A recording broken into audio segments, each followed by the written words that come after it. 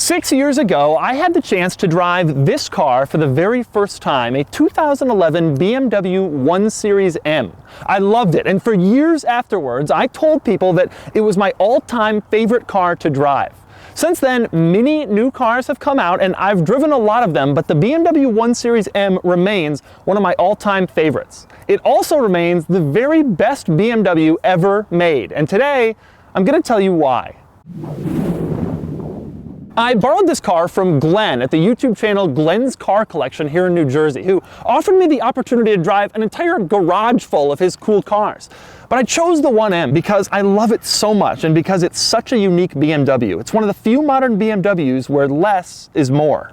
Allow me to explain. The M3 and the M5 and other BMWs are getting bigger and more powerful, and they have more stuff, but enthusiasts keep saying that they want stripped down cars that are all about performance, but BMW won't make them.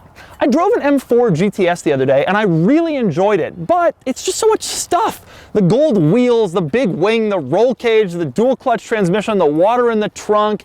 If you really want a stripped down high performance car, your only option really is to go back and get a vintage car like the original BMW M3. Or you could get this. The 1 Series M was sold only for the 2011 model year, only as a coupe, only in 3 colors, and BMW sold only 740 in the entire US market. To put that in context, Toyota sells that many Camrys every day. The 1M also offered only one powertrain, a 335 horsepower turbocharged 6-cylinder mated to a 6-speed manual. That's right, only 335 horsepower and a regular 6-speed manual instead of a fancy, fast, dual-clutch automatic. At a time of V8-powered BMW M3s and an obsession with 0 to 60 times and Nürburgring lap times, the 1 Series M wasn't really all that fast, and it wasn't really all that high-tech either. For example, open up the door, climb inside, and you'll discover that there's no fancy modern electronic parking brake. There's just a parking brake. The cup holder doesn't have some awesome way of opening up to look cool. It's just a cup holder. The gauge cluster isn't some trick LCD screen like most modern high-tech cars. It's just a gauge cluster. The seat rails are openly visible, not hidden by some fancy piece of trim that costs $47 extra per vehicle. You know what you don't see up there? A sunroof. Sorry, not available on the 1M for the sake of simplicity, saving weight, and lowering the center of gravity. The center console isn't finished in a heavy, expensive leather, but plastic. How could they? The spoiler is just a little strip tacked on the back, not some over-the-top look-at-me affair. And while there is a center screen above the climate vents, the rest of the center controls are so simple and so easy. Compare that to this, or this, or this. All brand new cars, and you'll see why the 1M is such a breath of fresh air for people who simply want to drive. The coolest parts of the 1M's interior aren't high-tech gadgets that add weight and complexity. They're the BMW M color stitching on the steering wheel and the orange stitching everywhere else, like the dashboard, the seat bolsters, and even on the rear carpeting. And of course, that sweet stick shift right in the middle, by the cup holder. So the 1M doesn't have all sorts of fancy tech, and it doesn't have huge power or any crazy modern features, and as a result, BMW figured that nobody would really buy it back in 2011. But the market went crazy. Although it's common now for certain low-volume production cars, like the 911 GT3 or the Mustang GT350, to sell above the sticker price, nothing did that back in 2011. But at the time, it was common to see these with a $20,000 markup over sticker. Even now, 6 years later, the average asking price for a 1M on AutoTrader is $57,000. The original base MSRP back in 2011, $47,000. Now, part of the reason the 1M took off immediately is because it didn't have all those modern gadgets that some drivers didn't want, but most of the reason is because of how it drives. To show you what I mean, I'm going to get behind the wheel and take this thing out on the road. And of course, for more of my thoughts on the 1M's driving experience, click the link below to check out my column on autotrader.com/oversteer. All right, 1M time. I'm so excited.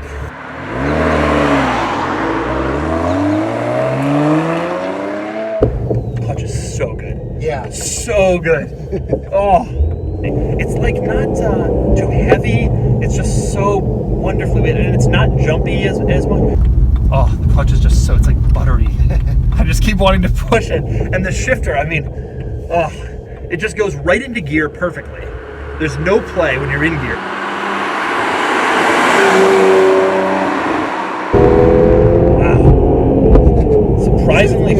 surprisingly fast, right? Yeah, it's surprisingly quick. You know, people kind of knocked this car because at the time the M3 had a V8. People were like, "Oh, the 1M with that old 6-cylinder from the Z4 or whatever." Like this thing. It actually moves pretty well. The thing I didn't like about that M3 was all the power was at the absolute top. Yep. Whereas in this car, the turbocharger thing works in a way that you don't feel any turbo lag, and it kind of kicks in pretty quick. You can it's a little bit jumpier. It's like it feels peppier almost at low revs, which is where you are most of the time anyway. Man, yeah, the gear lever situation is just wonderful. One of the things I've always loved most about this car, and I still remember from when I first drove it, is just how smooth the clutch is and how smooth the gear changes are. So every car company, before they make a stick shift car, should drive a 1M and say, this is what we're striving to. I just think it is perfect. And I don't always think that about BMWs. I sometimes think the BMW clutches can have a little bit of like a weird motion to them.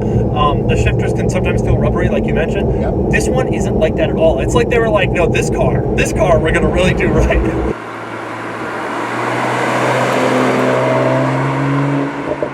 Right, this is a driver's car. Like I've owned a lot of M cars. I had an M2, an S54 M Coupe, 2 M3s before that. And this car was made for a driver, right? Right. So this is not a poser's car. Right. If you love to drive, like on Sunday mornings on your back favorite mountain road, this is the car you're not buying this car to impress anybody. Yeah, that's a really good point. Because nobody knows. Nobody has any idea what this thing is. Right. On the road, it's just it's a weird looking orange BMW. No one would ever know that you're driving, one of the most special cars I think ever built. That's such a great point that this is not a poser's car. This is a car for drivers. A Porsche is also a driver's car, but everybody knows what it is. This thing, you have the same fun, but nobody knows. You can't buy one of these thinking you're going to drive down South Beach and people look at you, whatever. You'll never have. You have to be committed to loving the driving experience of this car because you will never get the attention that you might be seeking. Because you get to have all the fun of any like exotic or Porsche or whatever, and the only people who will come up to you at the gas station are that like one person who's like, "What am? Holy crap!" And that's the guy you want to be talked to, Now, we got to talk about hydraulic steering. The owner of this car also has an M2, which has electric steering. Right. And this car still has old school hydraulic steering, which a lot of people say is better. It feels great.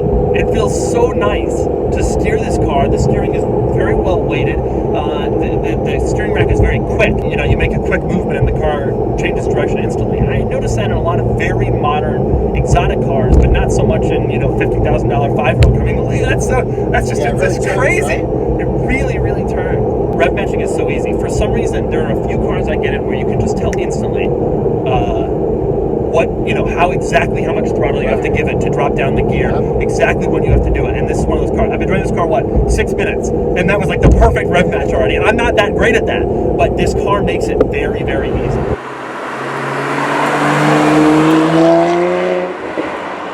Because that's the thing. Rich people who just buy cool BMWs get the newest, the best, the most powerful, the biggest. You got to really know your stuff to want, one of these. Right. But there's a reason the values have been preserved. There are enough people who really know their stuff. Yeah, and let's say it's worth 60 grand today, right? Give or take. Yeah. I think it's undervalued, right? Because there's 4,000 E30 M3s. There's 25,000 E46 M3s. There's 25,000 E90 series M3s. You only have 740 of these. Yeah, and anybody who does the comparisons always picks this car over those cars. The steering is so nice and heavy. We go around that sharper turn and the steering just feels, you feel it. You really feel it. Right. That is how it should be.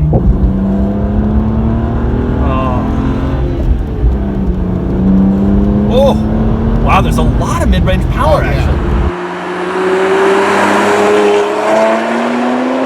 Oh, I need one of these.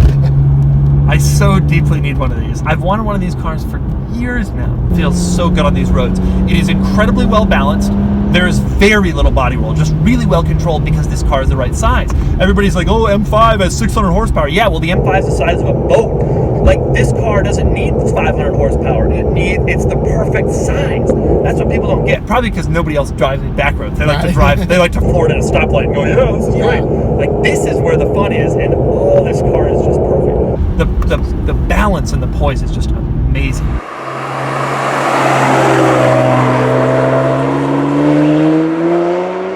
In the end, everyone's opinions are different. Most people like larger cars, more technology, more power, bigger interiors, and BMW is happy to oblige with more gadgety, more powerful, bigger M3s and M5s every few years. Me, I like smaller, tossable cars. You can't just put your foot down and enjoy in a straight line. I like cars you have to get into the curves and work a little bit more for the power, and the 1M is the king of that world. I wish BMW made more cars like this. I wish everyone made more cars like this. This car is the all-time greatest BMW ever made, and it remains one of the single greatest cars I've ever driven. But I chose the 1M because I love it so much and because it's such a unique something or other. Me, I like smaller, tossable, analog cars you can't just put your foot down and enjoy in a straight line.